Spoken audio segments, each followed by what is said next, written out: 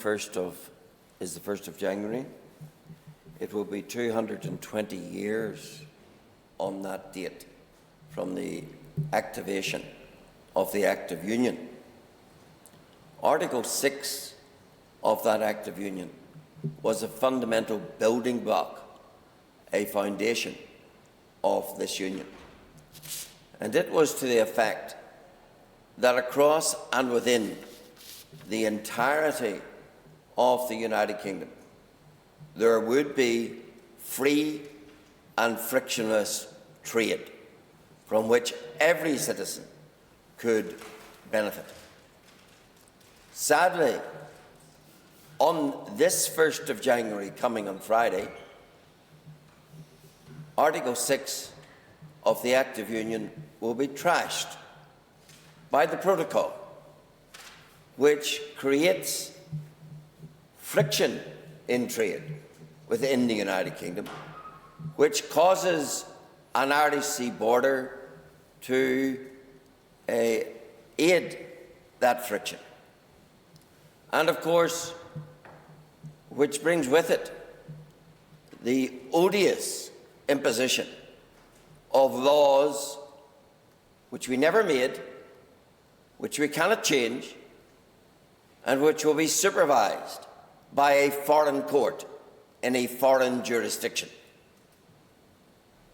Make no mistake about it, the protocol is a dire consequence for every citizen in Northern Ireland.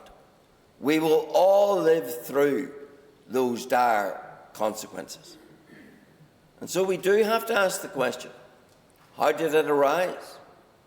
Well, the truth is, it arose because nationalism, aided by their little helpers in the Alliance Party, and some useful idiots in commerce, so balked at the very thought of an extra camera on the land border that they pushed the border to the Irish Sea.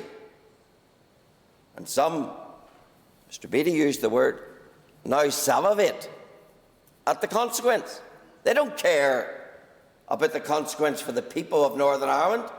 They see it rather as an advance towards partitioning the United Kingdom and unifying the island of Ireland economically.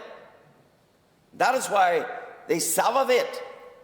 But it's the people of Northern Ireland who will suffer immensely in the consequence of that. Yes?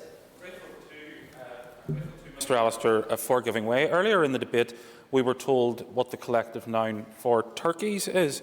I looked it up. Apparently, the collective noun for hypocrites is a congregation. Member has an additional minute. Well, I think that says it all. And that congregation will be those who will wring their hands, who will lament and pretend that they are upset that their citizens can't readily access goods, be it through Google or any of the other suppliers, or that their companies cannot readily import.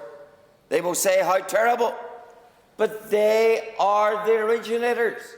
It is they in this House who egged it on, who had to see it done, and who now impose that price upon us all.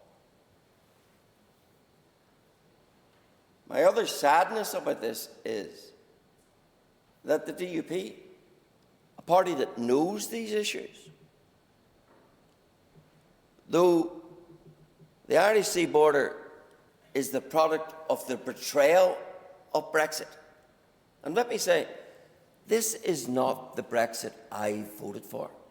It did not say on my ballot paper, do you want GB to leave the EU and leave Northern Ireland behind, abandoned in the EU's customs union, in its single market, in its VAT regime?